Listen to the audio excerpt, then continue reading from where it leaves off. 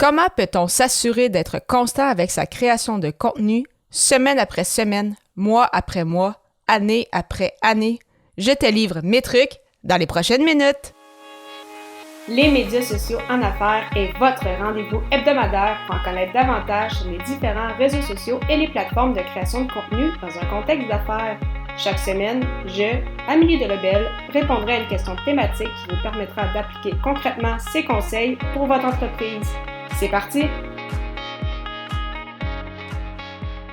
Salut et bienvenue sur les médias sociaux en affaires, épisode 164, alors qu'aujourd'hui, je réponds à la question « Comment être constant avec sa création de contenu? » Donc, je suis très heureuse de te retrouver pour cet épisode. Alors, vraiment, le premier point de comment, en fait, s'assurer d'être constant, justement, tout au long de notre processus comme créateur de contenu, c'est tout d'abord de bien se connaître. À quel moment es-tu le plus créatif? Est-ce que tu es plus créatif le matin, sur l'heure du midi? Est-ce que c'est plutôt le soir? Et vraiment, c'est basé sur ton expérience pour déterminer cela, parce que bien évidemment, ça va dépendre des personnes et ça va peut-être aussi dépendre des périodes.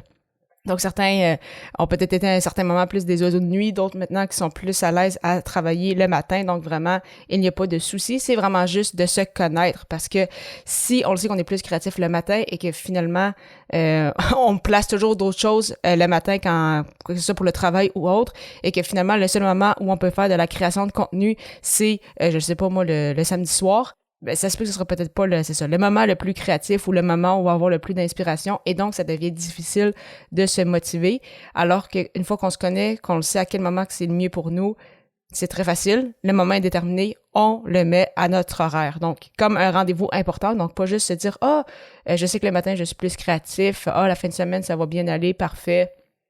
On verra ça dimanche matin, qu'est-ce que je fais? » C'est une très, très mauvaise, fausse excuse pour ne pas justement faire sa création de contenu. Donc vraiment, à ce moment-là, si on le sait que le dimanche matin, c'est un excellent moment pour nous, pour être créatif, pour faire notre création de contenu, on le met vraiment à notre horaire comme si c'était un rendez-vous important chez le médecin ou autre. Donc, pas d'excuses, on va faire de la création de contenu à ce moment-là.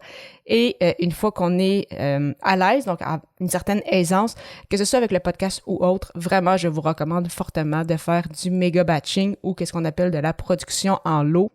Donc, justement, une fois que vous avez déterminé une période précise, si on le sait que, mettons qu'on y va avec le dimanche matin, eh bien, le dimanche matin, ça pourrait être un moment pour, par exemple, rédiger nos publications pour les prochaines semaines, rédiger peut-être un article de blog ou justement trouver des idées, déjà planifier un peu sa promotion pour nos épisodes de podcast. Donc, vraiment, dépendamment du type de création de contenu que vous faites, avoir justement différentes plages horaires pour être en mesure de réaliser justement cette création de contenu. Par exemple, de mon côté, c'est sûr que des fois, j'y vais un peu selon mon horaire. Donc, des fois, ça va varier. Parfois, j'ai de l'inspiration qui vient plus le soir, mais c'est souvent le matin, justement, la fin de semaine. Donc, souvent, je vais me prendre une plage horaire à un moment défini, 1 heure ou 2 pour vraiment trouver mes idées de contenu pour le prochain mois et parfois même un peu plus, en fait, davantage. Et déjà commencer à planifier justement mes idées pour la promotion, en fait, sur les réseaux sociaux avec mon infolettre, etc.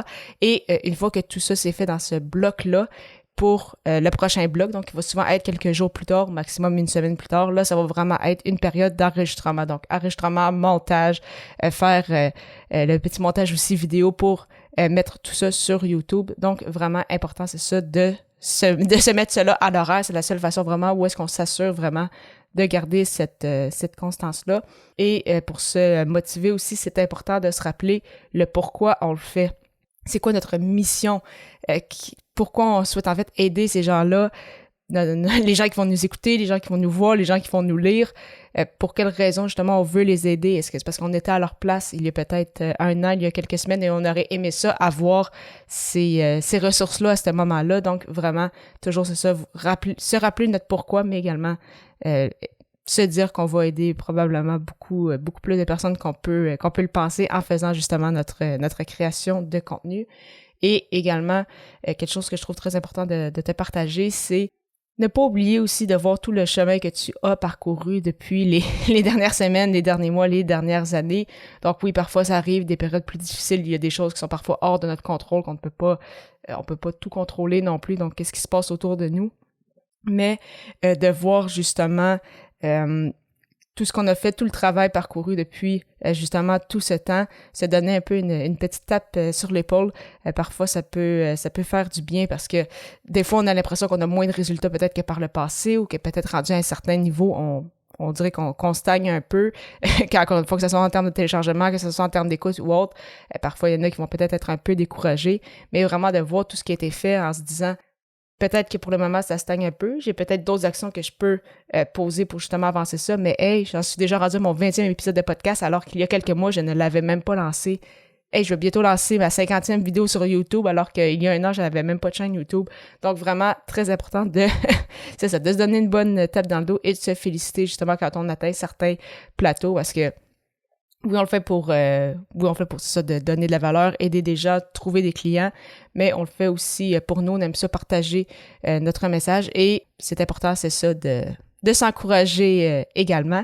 Et un dernier point très important, c'est bien sûr d'avoir les bons outils pour nous aider justement à garder cette constance-là et à créer du contenu tout au long de notre parcours de créateur de contenu.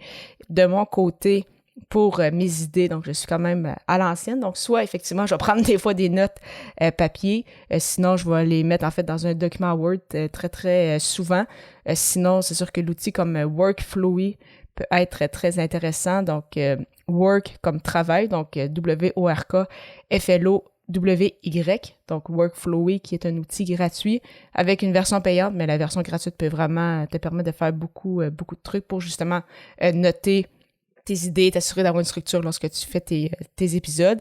Et bien évidemment, si on parle au niveau du podcast, c'est sûr qu'avoir un outil comme un hébergeur tel que Ocha, que je t'ai quand même mentionné à quelques reprises, ça peut être très, très utile parce que Ocha n'est pas qu'un hébergeur de podcast, ça te permet aussi de planifier tes publications sur les réseaux sociaux. Donc, si parfois tu manques de temps ou justement au niveau de la promotion, c'est peut-être un peu plus difficile, eh bien, un outil comme Ocha, quand tu partages ton épisode, tu peux décider à quel moment, justement, le message circule aussi sur tes différentes plateformes de réseaux sociaux. Donc, ça peut être super intéressant. Ça te permet aussi de créer des audiogrammes pour, justement, aider à ta promotion. Tu peux également, selon le plan, planifier également tes épisodes sur YouTube, donc pas besoin de faire du montage à part, tu peux directement publier sur YouTube, donc vraiment Ocha qui est un outil très très complet, super intéressant et justement quand on fait de la création de contenu, parfois on veut sauver du temps ici et là, on veut bien faire les choses mais on veut quand même les faire de façon efficace et avoir les bons outils, ça permet cela et c'est justement ce que Ocha te permet puisque justement ce n'est pas qu'un hébergeur de podcast mais aussi un puissant outil marketing, ça te permet également en plus de créer des clips audio, de partager sur YouTube et de publier tes publications sur les réseaux sociaux. Ça te permet également de bâtir ta propre liste de courriels, donc de créer ta propre infolettre si jamais tu n'en avais pas encore une. Et en plus, il s'agit d'une plateforme francophone avec un super service à la clientèle. Donc, vraiment, pour l'adopter à ton tour, simplement aller au ameliedelabel.com/Ocha. En souhaitant que tu aies apprécié cet épisode, un premier après le fameux défi créatif J'envoie 2023 et j'ai déjà hâte de te retrouver pour la 165e émission alors que je répondrai à la question « Doit-on se servir de l'intelligence artificielle avec sa création de contenu ?» Au plaisir!